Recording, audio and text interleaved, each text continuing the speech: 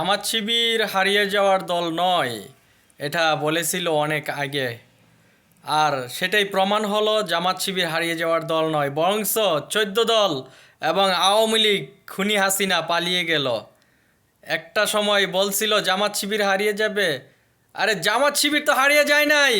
জামাত শিবির তো আজ জনগণের পাশে দাঁড়াচ্ছে। জামাত শিবির তো আজ রাষ্ট্র ব্যবস্থার পাশে দাঁড়াচ্ছে। আগামীর বাংলাদেশকে সাজাবে জামাত শিবির।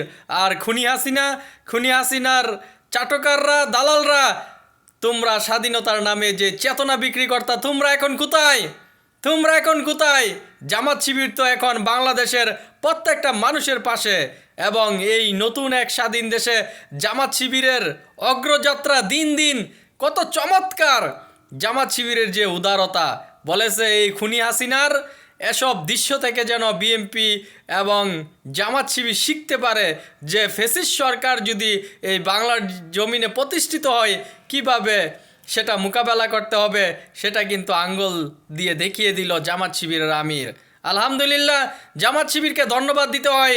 তাদের যে উদারতা, তাদের যে মন মানসিকতা, জামাত শিবির এগিয়ে যাচ্ছে। বরঞ্চ জামাত শিবির হারিয়ে যায় নাই, বরঞ্চ এই খুনি হাসিনা হারিয়ে গেল বাংলার জমিন থেকে। জামাত শিবির আছে, থাকবে আগামীর বাংলাদেশে।